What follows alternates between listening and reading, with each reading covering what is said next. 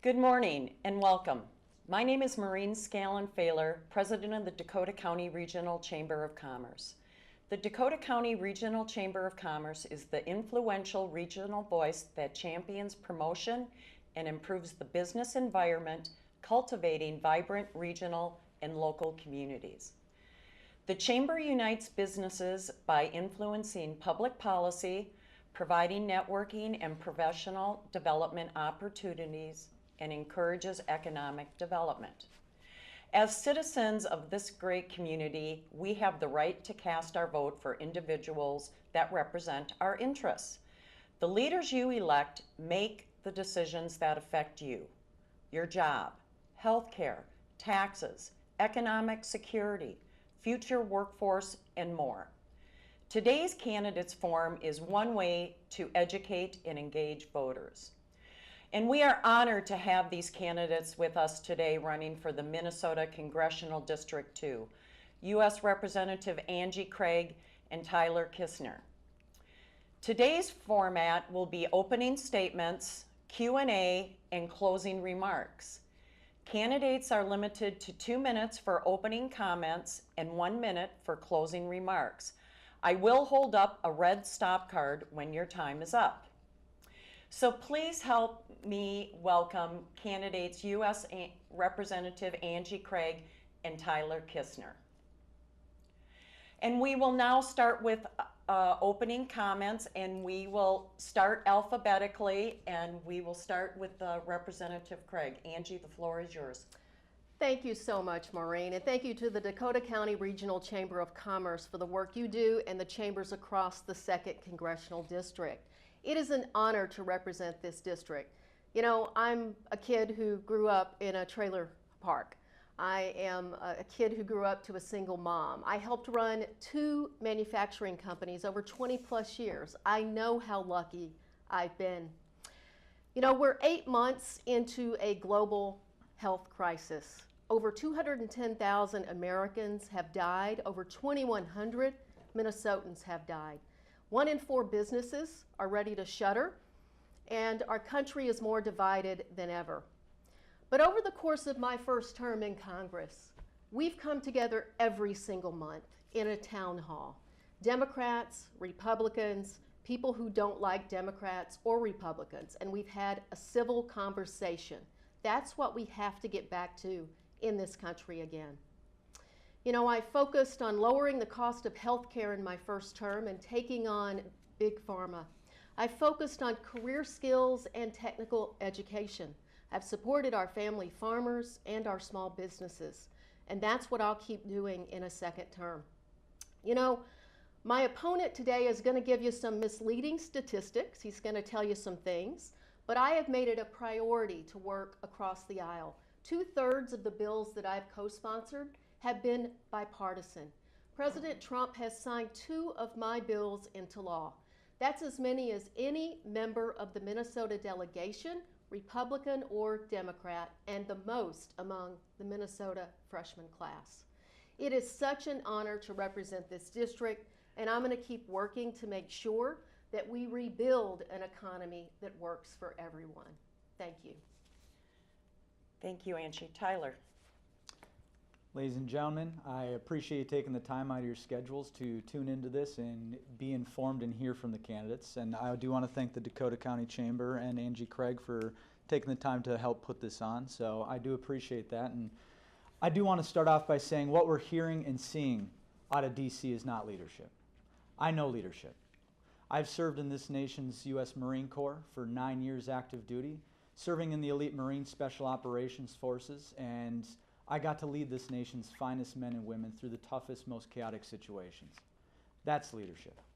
And what we need in DC right now is using my experience, character, and integrity to help change the dysfunction that we have in DC. I married my high school sweetheart, both of us born and raised in this state. We have a 3-year-old daughter who's going to turn 4 this month, and our baby boy is due in a couple weeks. Also have my phone on me, so in the event I do get a text message, I might be picking up and rushing to the hospital with my wife to continue to grow our family. But it's those family values, those Minnesota values, that I hold true to. And it's really what caused me to run for office was that servant leadership and being a resource to this community, being a resource to this district to make sure your voices, your issues and priorities are heard. You have someone fighting for your behalf in DC and making sure that you have a voice at the table. That's what I want to bring to this district. That's what I want to bring to this state, is true servant leadership to make sure you have someone fighting on your behalf. And it's to help rebuild this economy, making sure we're getting people back to work safely and effectively, because we already have the steps in place to make sure that we are protecting the vulnerable for coronavirus, but also that we combat this virus effectively. And lastly, making sure we keep our communities safe, because it's not just for our generations, it's for our future generations of Americans, to make sure that they have an economy that they can prosper, and make sure that this country brings back jobs and fights to build for a greater future. Thank you. Thank you, Tyler. We'll now go into our question and answer section of the form. And I'm going to start the questions with you, Tyler. So the first question is, how would you evaluate the federal government's response to COVID-19 pandemic? And in Congress, how would you work to improve the government's strategy to contain the virus? First off, when you look at this response of coronavirus, I mean, having come from the military, after every operation, after everything we did, we conducted a thorough assessment. We need to do the same with coronavirus. Learn where we went right and what we did wrong, and know how to make sure that we're best prepared for the next pandemic. That's what we need to do, while at the same time getting into Congress and making sure that we are actually doing what we need to help those who've been affected most by coronavirus. I've talked to businesses, I've talked to families all across this district, literally ran 100 miles to every corner, and they're saying the same thing. They're not looking for a bailout. They're looking for relief to help get them through this. What we need to do is not use this time for partisan bickering and creating a wish list of what we can do. What we need to do is make sure we're helping these businesses and getting them reopened, helping people get back to work safely, effectively, to help rebuild this economy. The PPP was a great thing, but stop using these relief bills to help push your political agenda. Use these to actually help the people who are affected most. Thank you, Tyler. Angie. Well, I think by any measure, the administration's response to COVID-19 in this public health crisis has been an absolute failure of leadership. In fact, the New England Journal of Medicine just this morning said the administration turned a crisis into a tragedy. You know, there's no one who's worked harder to work with this administration. I work with them directly on USMCA. I've supported them on year-round sales of E15 for our ag economy.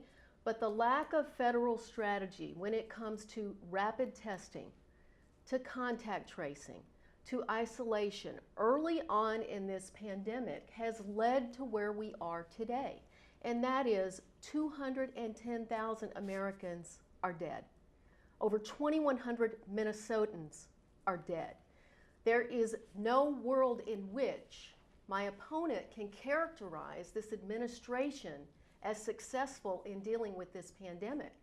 And what we need to do now is to continue to meet the moment head on. We are in an economic recession, and we've got to keep the economy running here while we get a vaccine. I was right in the middle of creating the Paycheck Protection Program as a member of the House Committee on Small Business. I actually filed a bill that would that put this program down to our 7A lenders. My team worked with over 300 local businesses to help them get the assistance that they need. Look, my opponent is unwilling to criticize the administration and this president. And so we've got to look at this objectively, and it's never too late to do the right thing. Let's put a federal strategy in place now. Thank you, Representative Craig. These questions are very important to our constituents in CD2 as well as the business community. And COVID-19 has turned our world and our businesses upside down. So Angie, this first question is for you, and just a reminder that answers are 1 minute. Nearly 1 in 6 businesses have closed this year. How would you help local businesses that are struggling to survive the COVID-19 crisis improve their access to capital and other resources they need to survive? Well, I don't have to answer with how I would help. I'll tell you how I have been helping. I helped set up the Paycheck Protection Program as a member of Congress. I helped get additional flexibility to that program with the PPP Flexibility Act. I've put forward a bill that would allow the hardest hit businesses like restaurants and retail outlets to come back and get a second PPP loan. I've supported the Restaurants Act, which would allow grant dollars. $120 billion in grant money is in the COVID relief bill that's under discussion, or that was under discussion with the U.S. House of Representatives. I have met with so many business owners, and I've seen the look on their face. I've helped them get access to a lender on a Sunday afternoon for phase 2 of the PPP program. We have to meet the moment. We have to continue to help our local businesses and make sure that our Main Street businesses survive. Thank you, Angie. Tyler. I love an introduction song, so this is perfect for me. But Sorry. You're good. No, what we see from coronavirus is it's heartbreaking as you're seeing families, as I've gone across and talked to many business owners who are putting their life savings into their small business just to keep it afloat, to help pay for their employees, to make sure that they continue to stay open. That's heartbreaking. What we need is someone who can go to Congress and get rid of this partisan divide. My opponent failed to mention she stalled PPP for 2 weeks before we could actually get it signed into law. And then again, as we have 2 more relief bills with the HEROES Act, they continue to fill it with so much partisan wish list that they cannot get it signed because no one can agree. It's a great divide, and that's the issue we're facing. Even when her own freshman class, people came together with Republican and Democrat on a bill that everyone could agree on. They scrapped it and added so much of a wish list to help support their lobbyists and special interests. We need someone who's going to look at the focus of what we need to be focused on, and truly it's the small businesses and the American families, because people are living paycheck to paycheck. We need to ensure that we have a stimulus that can help support them and get them through this pandemic. Someone who's going to listen to their voices, listen to their concerns, and ensure that we get rid of all the partisan bickering and we solve the issues for the constituents of this district and the small businesses so that they can get back open. We can bring people back to work safely and effectively, and we can rebuild this economy back to the record highs we had in January and the record lows of unemployment. Thank you, Tyler. On to the next question, and you will go ahead and answer first. How can we get the economy back to the prosperity we saw before COVID-19? It's pretty simple to get this economy back running. I mean, we have guidelines in place to make sure we're protecting the most vulnerable. As you're going out and talking to these businesses, a lot of them are family and friends of mine. All of them say the same thing. They're not looking for a bailout. They're just looking to have conditions so they can open back up, bringing employees back. And a lot of people just want to get back to normalcy. They want to go back and have their kids going to school. They want to ensure that they can go back to work and they can continue to thrive towards more prosperity. Now, do we need another economic relief bill? Absolutely. We can give them a second thing of PPP, but they don't want to continue to rely on that. They want to ensure that we can open back up. I mean, Trump's tax cuts were a great start. It helped businesses put money back into their own business to help invest. It ensured that they could grow and create more jobs. That's where we start to rebuild this economy, is with the exact guidelines and the platforms we had before coronavirus. We just need to ensure we can create the conditions to get back to all that. Thank you. Angie. With all due respect to my opponent, none of this is simple. The reason we're in the place we're in is because we have downplayed the impact of a public health crisis. We've called it a hoax. We haven't led by example. In fact, my opponent actually called it hysterics early on. The first thing we have to do is suppress this virus. That means we have to make sure we have rapid tests available, contact tracing available, isolation as the first tool. We should have implemented the Defense Production Act earlier when this country was more united, and it asked manufacturers to come together to help deliver the testing supplies, to help deliver the personal protective equipment that our long-term care centers needed, that our essential healthcare workers needed. We have failed. The administration failed in this regard. And we have to continue to deliver the assistance to our Main Street businesses. That is what I have been focused on.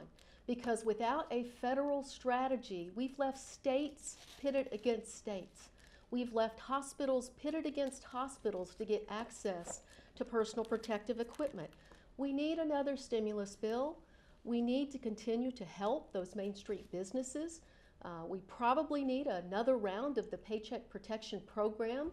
We need especially those hardest hit businesses to get additional access. And at the end of the day, we need to come back to the table. You don't take your ball and go home. We don't get your way. You've got to stay in the fight. And so I would say on a bipartisan basis, we have got to stay in the fight for the American people. They need our help right now. And those hardest hit businesses, they really need us. Thank you, Representative Craig. Now, I'm going to be a little lenient with a little bit of the time, but I want to make sure we're staying on track as well, because we have lots of great questions to ask. So, Tyler, how can we remove partisan politics from COVID relief bills aimed to help small businesses?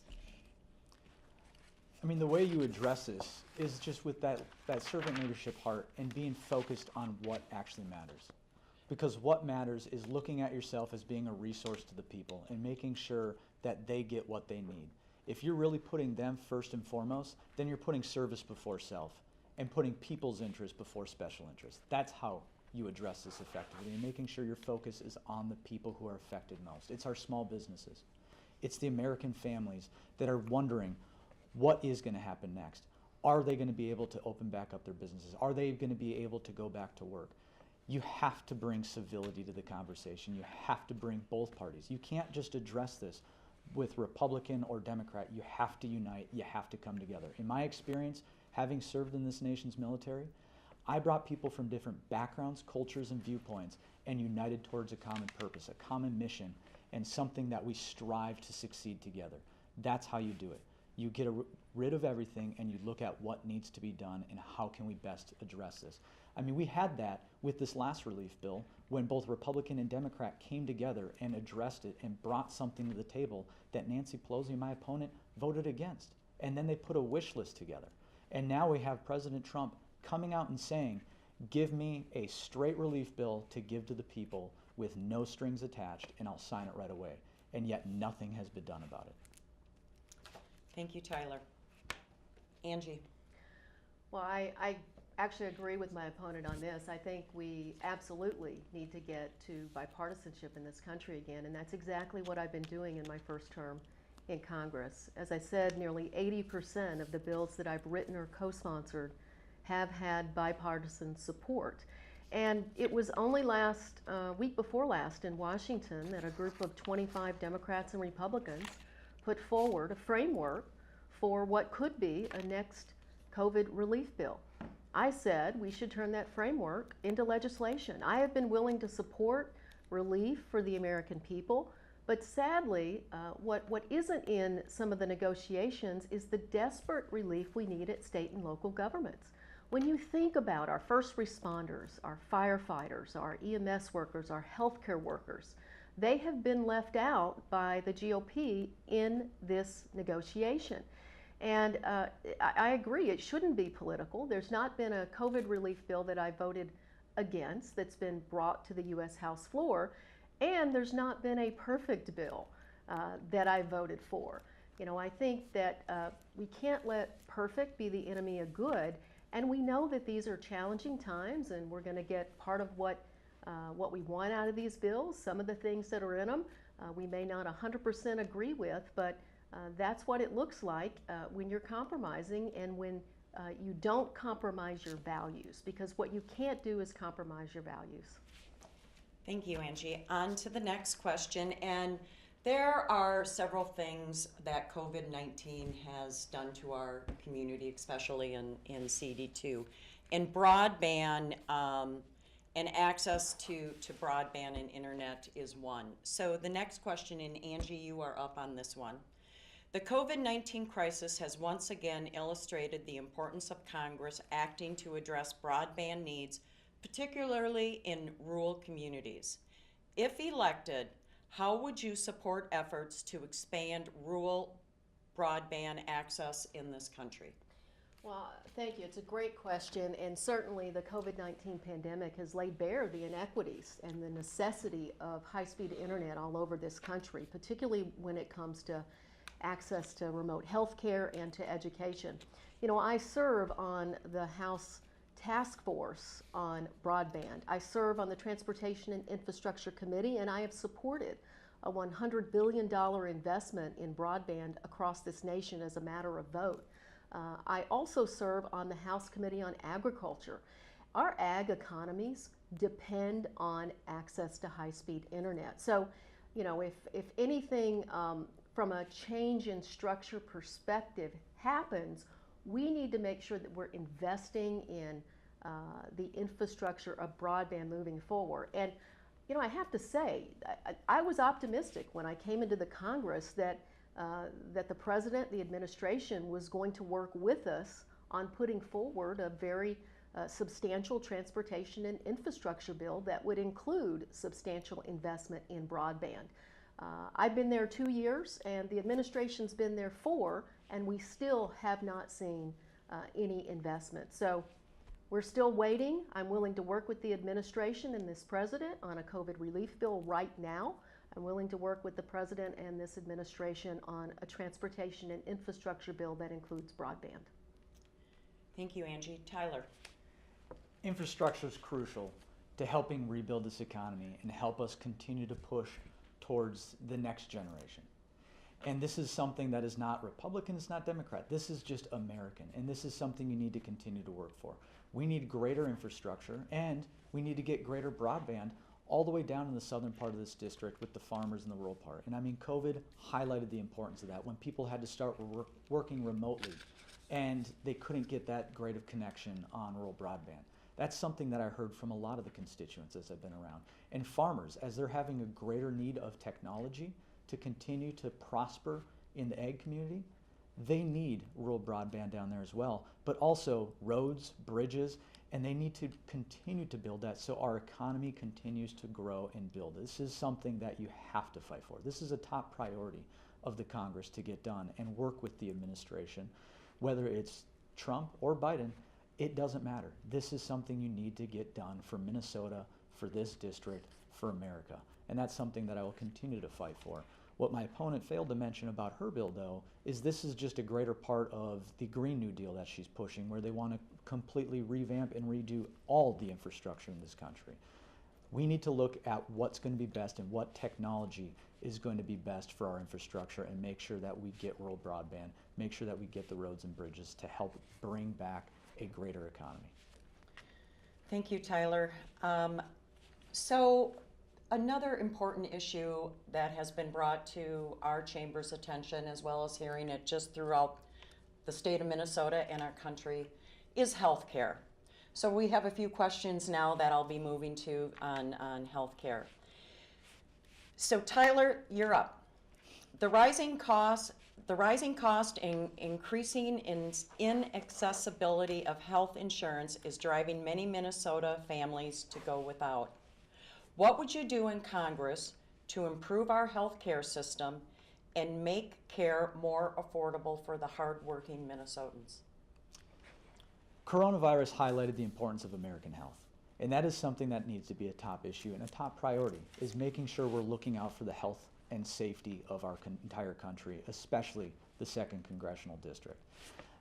I'm here to say we need to protect pre-existing conditions, but we need a plan that's going to be private, portable, and affordable. And there's 3 things we can do right now to help every Minnesotan when it comes to healthcare, especially the rising cost in healthcare in the southeastern part of this state. And that is ensure that we get rid of state lines to make sure people can go all across the country to find what insurance is going to be best for them. The second thing is we need to push for greater transparency in our healthcare system so people know what costs they're going to be paying for and where's going to be the best care that they can get provided. The last one, something that we can help businesses out with too, is opening up access to health savings accounts and allowing people to put pre-tax dollars into HSAs, but then also giving tax credits to businesses that open up the opportunity for their employees to go into HSAs. That will help cut down the cost, not just for workers and employees, but also for the ag community too, who is having trouble with healthcare costs. Thank you. Angie. Let me just go back and make sure that we know that I don't support the bill of the Green New Deal. I'm not sure if my opponent is a little confused about who he's running against today.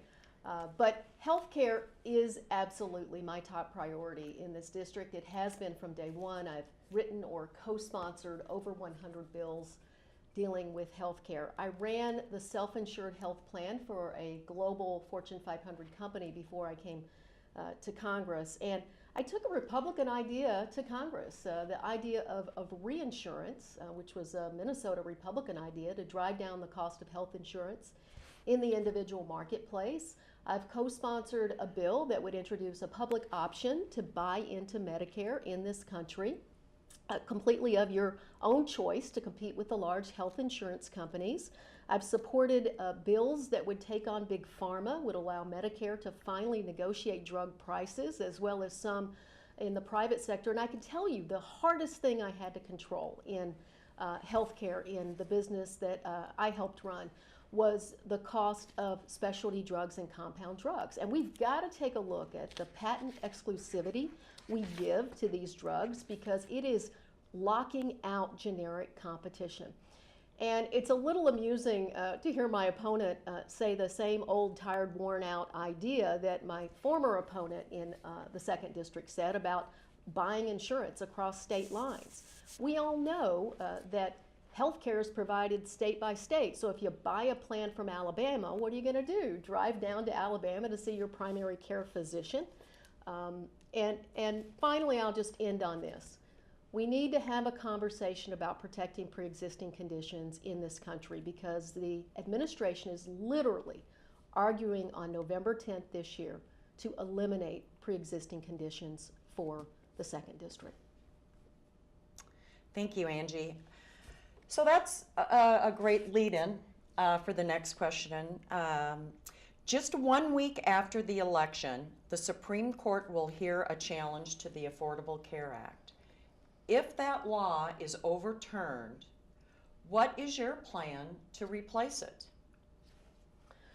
Well, Maureen, that is just probably one of the most consequential things that is going to happen here in the 117th Congress, whoever gets sworn in from this district after the November general election.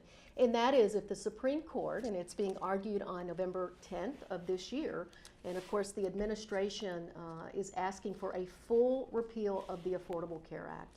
Insurance companies will be able to go back and charge women more than men. My 22-year-old who's still on my health insurance plan after he graduated from college in December would no longer be eligible. Pre-existing condition protections would be taken away, and a full 51% of the constituents in this district, the non-elderly, they have a pre-existing condition. So what should we do? We should take the Affordable Care Act and we should build on it. It have the number of uninsured in this country. We need a public option to compete with the health insurance companies, especially in rural areas. We need to be able to negotiate our drug prices. We need more generic competition in this country. We need reinsurance. There are so many things we could do without completely throwing out and taking away choice from Americans. And for me, this is why I ran for Congress. I grew up in my own family without access to health insurance for part of my childhood, and I'll never stop fighting to make sure that we have a healthcare system that everyone both can access and afford. Thank you. Tyler? Well, Congresswoman Craig and the Democrats continue to push this false narrative that Republicans are going to get rid of pre-existing conditions. And yes, they're voting for it on November 10th. But Republicans have actually pushed out a plan, President Trump and Congress, to show that we are going to protect pre-existing conditions. We're going to help push access to more people in the rural areas. My opponent actually created a bill that would destroy 49 rural hospitals in this district.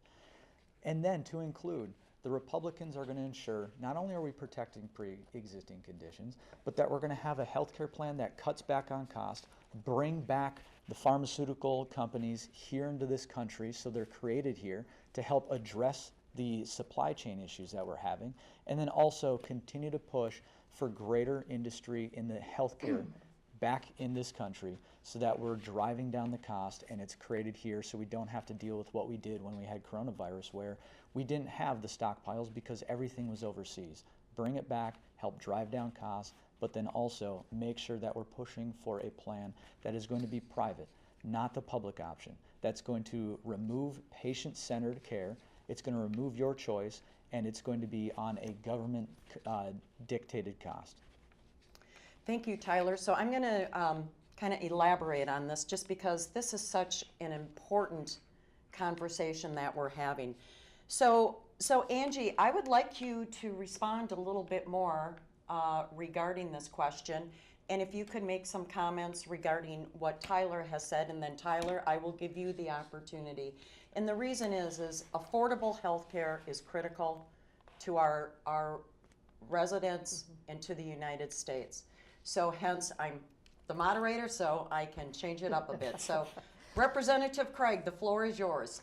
Yeah, thank you. Look, there's a lot of improvements we need to make to the healthcare system in this country. And in fact, you know, I actually oppose the Medicare for All plan that's been proposed by some of my colleagues because I don't want to stand up a fee-for-service pay system across this country. I believe we should move our healthcare system more to an outcomes-based and a value-based system. Tyler quoted some statistics over there. What I'd love for him to do is make available to voters the study in which he's referring, because we looked at it and it was written by health industry executives and pharma executives. Of course they're going to find that if we introduce competition, all kinds of bad things are going to happen because they don't want the competition. Look, we've got to start to think about the cost of health care in this country, not just the cost of health insurance. Sure, there's ways we can drive down the cost of health insurance through reinsurance by introducing a public option that individuals can choose to buy into or not choose to buy into. I ran a health plan for a business. I know that the uncontrollable cost in my health plan were compound drugs and specialty drugs. I also know that the laws of this country at the federal level really inhibit competition. These big drug companies, they literally can pay generics to delay their entry in the market. The 12-year market exclusivity that pharmaceutical companies enjoy for patent protection, that is blocking generic competition. Our lax patent laws in this country allow pharma literally to just change the color of a pill and extend the patent. We've got to take them head on. And as your member of Congress, that's exactly what I've been doing. And you know, last October, Big Pharma were running ads against me in Minnesota too. I ask you to take a look at who's running ads against me and why. Tyler. No, the greatest thing to help with healthcare, it's a multifaceted problem, and it's not a simple solution because my opponent is right. Congressman Craig brought it up that you're not just dealing with health insurance, you're dealing with health care, you're also dealing with the technology being introduced into health, which is a great thing that we have here in Minnesota because so much of the technology in medical devices is created in this state. But all those things are helping drive up cost. But another thing is Obamacare brought in so many more people to the Medicaid. And because of that, that's where you're getting a lot of this increased cost. We need to find ways to open up access into the health insurance company and getting healthier people into health insurance, because that's going to help drive down deductibles and premiums. But at the same time, you do need to find effective ways to bring down pharmaceutical costs, also to bring down medical costs. When a doctor's having to pay thousands to bring in a new medical technology device, they're going to have to offset that cost somewhere. And then at the same time, hospitals are sitting there having to bring more people into the ER who are not bringing in any insurance, and that's a cost that they now have to address. So we need to find a way that is through the private sector and a private system that can help drive down all these costs by creating greater competition, by opening up our markets to more pharmaceutical markets, and then yes, by looking at some of these federal laws and how we can best approach this solution to drive down the deductibles and premiums of people paying in private insurance. All right, well, thank you. Thank you to both of you. So we're going to move on to prescription drugs. Prescription drugs continue to explode in costs, which is especially worrisome for senior citizens with fixed incomes. What will you do at the federal level to help ensure the affordability of prescription drugs? And Tyler, we will start with you. I mean, going back to my previous statement on the last question, I mean, one thing you can do is look at the federal laws that are in place and see if there's a way that you can address it. But more importantly, opening up the market to foreign markets like Canada and Europe, and helping bring in those companies to create more competition in the pharmaceutical to help drive down the cost that we have here. And one thing is that we need to always protect our senior citizens and make sure that they have affordable pharmaceuticals and affordable drugs. And that's one thing that the Republicans released in their plan for healthcare, is making sure that we have affordable drugs and bringing back the industries to make sure the drugs are made here. That's going to help make sure that we decrease the supply chain issues that we're facing right now with COVID, but then also it's going to help with the economy and bring back more jobs. Thank you, Tyler. Angie. Well, the first thing we can do to address the cost of prescription drugs is to actually change the federal law, which prohibits the federal government from negotiating the price of prescription drugs for America's seniors under the Medicare program. You know, the Veterans Administration has the right to negotiate, and very much does, for its medical technology. As a person who worked in that field for a number of years, I know that directly. And so the only reason that that isn't happening is because special interests in Washington are really blocking it.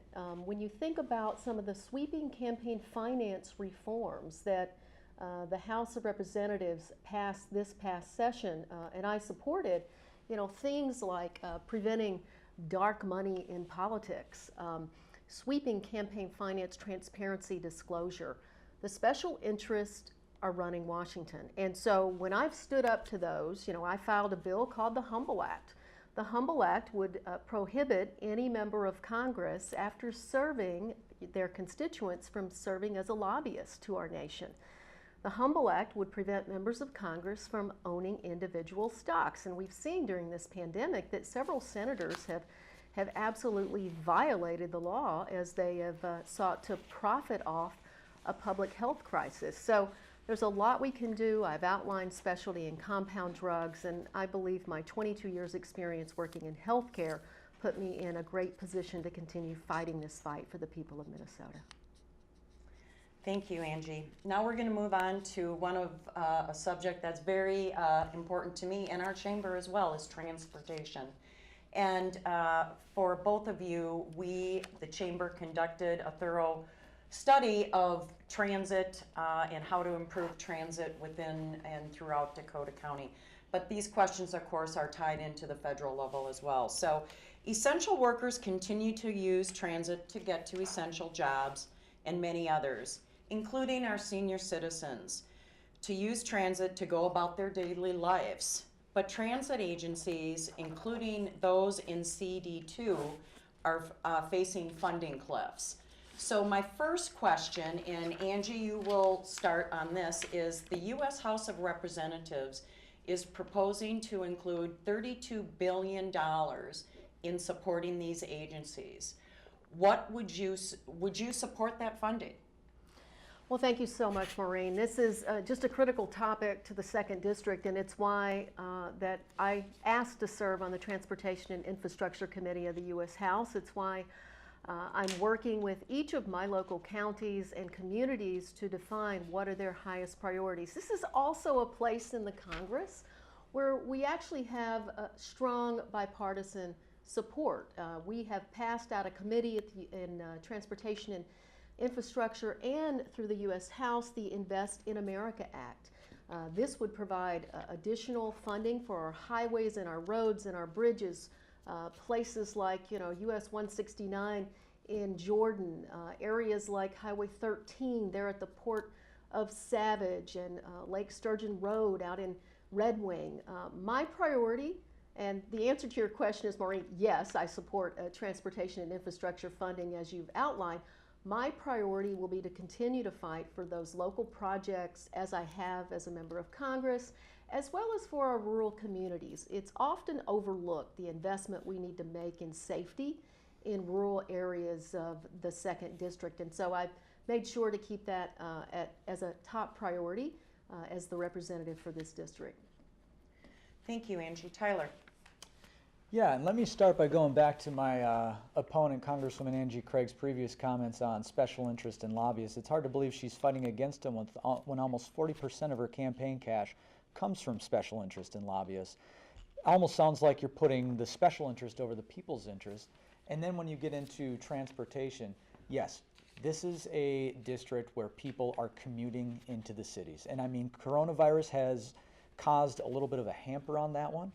But we do need to continue to look at transportation and how people can continue to go from their homes to the cities or down to Rochester, and also looking at improving our roads and bridges across this district. The farmers need it. Our entire industry and our economy need that. And that's what's crucial, is to make sure we have the infrastructure in place to help set the conditions to rebuild this economy and ensure that we're gaining towards greater prosperity.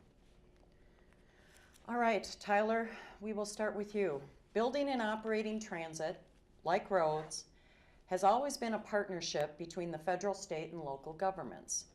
As a U.S. representative, how do you see the federal role in transit? Go ahead. Good? Okay. No worries.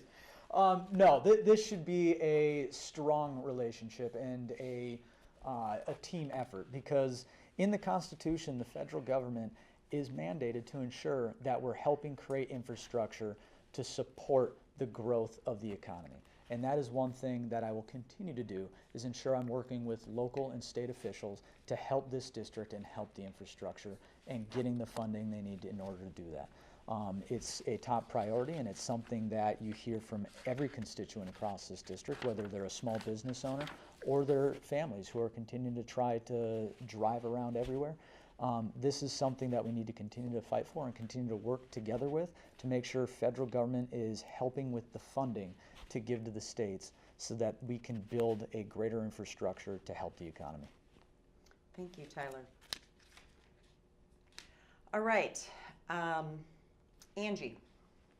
Same question? Yes. Okay, good. Excellent. Well, the U.S. House of Representatives has passed transportation and infrastructure funding, and as I've said from the start of my term in office, I've been waiting for the administration to really want to put a large bill into the program. This is a way that we can help recover from the COVID-19 pandemic. We're going to have to build back our economy, and to have those federal dollars flow into our local communities will put local people to work in these local projects. And so right now, while interest rates are low, historic lows, while the Federal Reserve Chairman, Mr. Powell, has said we should be thinking about a COVID relief bill that meets the moment, well, we should be thinking about economic stimulus that meets the moment. Transportation and infrastructure is exactly where we should be thinking about funding. So a strong partner at the federal level.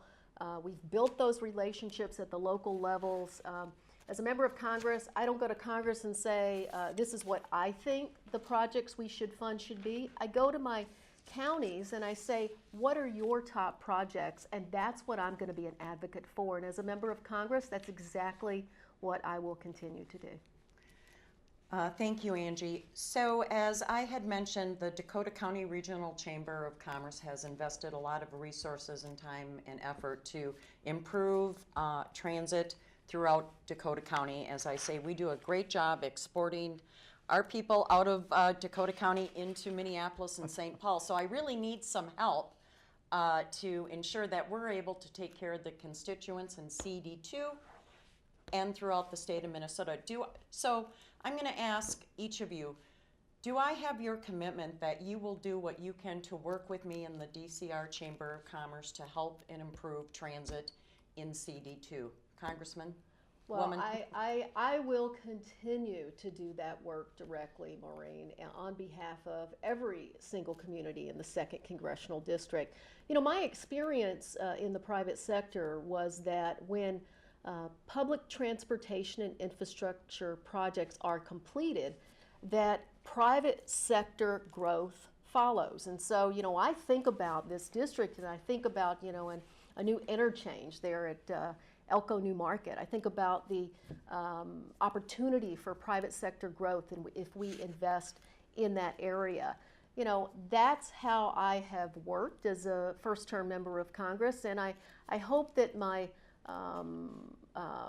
placing on the T&I committee, you know, we get to say where we want to be. When you get to Congress, you get to tell folks what committees you'd like to serve on. You don't always get the committee that you'd like to serve on, but for me, the House Committee on Transportation and Infrastructure and the House Ag Committee were my two top choices.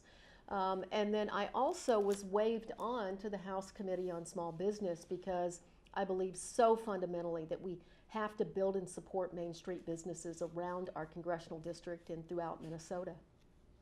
Tyler?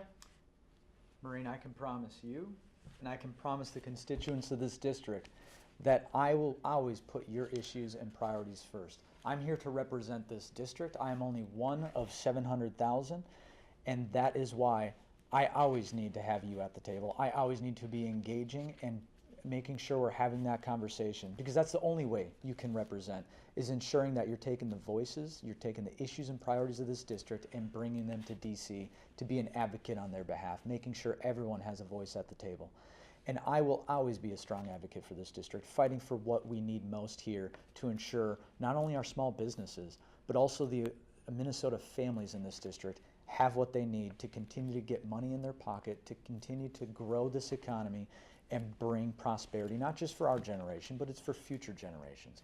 Always working with the Transportation Committee, always working with everyone to ensure we get the critical infrastructure here. We have the things we need to let our businesses grow. I mean, I got the endorsement of the NFIB, one of the largest small business organizations across this country, because what they saw in me is someone who is going to always put small business first and foremost. And that is something that I will always continue to do and work closely with not only the Dakota Chamber, but every chamber and every local community throughout this district. Thank you. So is that a yes for transit? That is a strong yes. Thank you. Thank you. All right, let's move on to education. And education, again, is another important subject during this election. So and Angie, we will start with you. Career and technical education programs are designed to help students succeed in a 21st century economy while learning the skills necessary to find employment in the workforce of tomorrow. If elected, how would you bring the power of the federal government to support these programs? Well, thank you, Maureen. This is one of my passion areas, and it's really twofold. One, I worked in a manufacturing business where I personally saw the great number of jobs that didn't require a four-year college degree. They required career skills and technical education. It's also as a mom. I am the proud mom of an advanced manufacturing graduate who is now working as a machinist too, and off my payroll, so that's exciting. This is something that I've worked tirelessly on as a first-term member of Congress. I've introduced the 21st Century Workforce Act, which would provide those critical grant dollars to the local businesses as well as schools, One of the great tragedies, I think, of public education in this country and in Minnesota has been a move away from trade skills. What we should be doing in this country is making sure that everyone has the opportunity for a great education. Everyone has the opportunity to earn a skill that gives them a good job, and that ultimately allows them to earn a good life. And again, this has been one of my highest priorities, and it will continue to be as your representative. Thank you, Angie. Tyler. Well, I can say me and Congresswoman Angie Craig agree on something, because absolutely, you need to have support for our technical schools. You need to help get those students grants and loans from the federal government, just as you do with people who go to a four-year degree. I went to a four-year degree and then got a master's, but that's not for everyone. And it should never be pushed onto everyone to have to do that. So we need to continue to support our STEM schools, making sure our kids are learning the math, the science, the technology, and everything to ensure that we're getting people into a well-educated workforce out there, making sure we're putting a focus on the trades. Because we can't just focus on four-year degrees. We need to get people out into the industries that need them most, and especially as we're talking about transportation and infrastructure, that goes right hand in hand with getting people into the trades. So if you want to push for transportation and infrastructure, you should also push for the trade schools and technological education. So I agree fully with everything you said. Thank you, Tyler. Let's move on to the environment, climate change. How does that sound? Wonderful. All right, Tyler, you will be up on this question. So, hold on a second here. Yep. What is your specific policy proposal to decarbonize the American economy while growing it and encouraging the world to follow America's lead? So you're going to hear everyone say Republicans are against climate change and we don't believe in science, but it's completely false. I believe in the science, and I see the climate is changing, but I'm not here to sacrifice the American economy on the altar of climate change. When you look at AOC and this Green New Deal and them saying that coronavirus was a great test bed for having people just sit at home on the government dime and then sacrificing this economy to push for more climate change, we can't do that. Our small businesses cannot afford that. We need to continue to do what we are. We already have the highest regulations in terms of climate change out of the entire world. If you want to put a focus on helping climate change, you got to focus on people like China, India, Brazil. That's where you have to affect it. Right now, the U.S. is holding ourselves back and forcing our economy to sacrifice for it. So I'm going to continue to fight for our small businesses and ensure that we're rebuilding this economy and getting people back to work and helping bring back the prosperity we had. Thank you, Tyler. Angie? Well, I don't think for 1 minute that we have to choose addressing carbon emissions in this country and the changing climate over economic growth. In fact, I think they're quite related. We have an opportunity here in this country to generate more clean energy in wind and solar, to reduce emissions through biofuels. And we have a lost opportunity if we don't meet this moment. If we keep continuing to pour federal dollars into propping up old technology and industries, even the companies themselves are transitioning from a coal economy. So I don't see this as something that we have to choose from within, but if we're not bold, we're going to allow countries like China and India actually to lap us in terms of economic growth, in terms of jobs growth. You know, about a year ago, clean energy jobs were growing at 17% here in Minnesota, and those old coal jobs were in negative growth. So I don't think we have to choose. What we do have to do, though, is we have to work together. That's why I've worked with the conservative Citizens Climate Lobby group to make sure that we're thinking through what is a bipartisan approach that we can have to address climate change. It's why I'm working with our family farmers to promote biofuels in this country. It's why I said to the administration, I absolutely support year-round sales of E15, and why I stood up to the administration when they continue to hand out waivers to these quote-unquote small oil companies, costing family farmers millions of bushels of grain. And so, you know, this is, I think, something that we certainly have to address as a nation, and the economic cost of doing nothing is much greater than addressing the issue head on. Thank you, Angie. We're going to move on to our last question of the Q&A portion of the forum, and this is around Social Security. And Angie, you will start. A meaningful retirement security plan would preserve and strengthen Social Security while creating the structure for all individuals to have access to a pension-like guaranteed retirement account. In Congress, what legislation would you support to bolster the long-term viability of Social Security, and what would you do to reduce the benefits for current or future retirees or raising the retirement age? Well, thank you so much. It's such an important question. We cannot go back to a time in our country where a third of our seniors were living in poverty. And some of the language coming out of the administration, and frankly some of the language coming from my opponent over the last several months, has led me to believe that there is a long-term plan to try to privatize Social Security in this country. In fact, some of the executive orders the president signed would create a serious issue within just 2 or 3 years in the trust fund. So what I propose to do is today, if you make somewhere around $138,000 a year, you pay into Social Security up to that point. But the wealthiest among us do not pay their fair share. And so my proposal is, when you get up to $400,000 in income as a family, you should start paying back into Social Security. That alone would create the long-term viability of the program.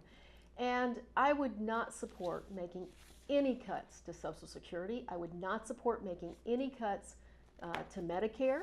And as a member of Congress, you know, we should take a look at what is the minimum eligibility age for Social Security. But we have to remember that if we prioritize our seniors, those are the right values for this country. Thank you, Angie. Tyler. Well, Congresswoman Craig is using the same scare tactics that Democrats use every single election cycle, and they're completely untrue. I'm going to protect Social Security and Medicare and ensure that the government never tries to cut those. And I'm not here to defend the president, but the president is not making a cut in Social Security or Medicare to destroy it. And when they're talking about taking money out of the general fund to help support that, he's always looking to protect everyone's Social Security and Medicare, just as I will do. And we need to protect our senior citizens. We need to ensure that they have not just a successful life right now, but a successful life in the future, because that's going to be greater for everybody. And so we will always work with bipartisan legislation to ensure we do everything we can to protect and strengthen Social Security and Medicare for our senior citizens. Thank you, Tyler, and thank you, Angie. We will now move into our closing remarks, and just to remind you, you each have 1 minute, and we will start with you, Tyler. Ladies and gentlemen, I appreciate the time that you gave. I want to thank the Dakota County Chamber for helping put this on, and would like to just close with, you've heard everything. You are now better informed than when you started on who can best be a representative for this district and who has the leadership, character, integrity to help lead us into the future. I am the next generation of servant leadership to help carry that mantle of political leadership into the future, not just for our generations, but for future generations. Someone who is going to fight to rebuild this economy, to bring it back to the economic highs that we had in January with the economic lows in unemployment. Someone who's going to always stand with our law enforcement and keep our communities safe. Someone who, born and raised in Minnesota, always puts Minnesota values and family values first and foremost. Someone who's always going to be a resource to you to make sure your voice is always at the table. I will be a strong advocate and someone who will always fight for the issues and challenges that we face for this district to make sure we can continue to build for greater prosperity in the future. Thank you. Angie. Well, thank you, Maureen, and thank you so much to the Dakota County Regional Chamber.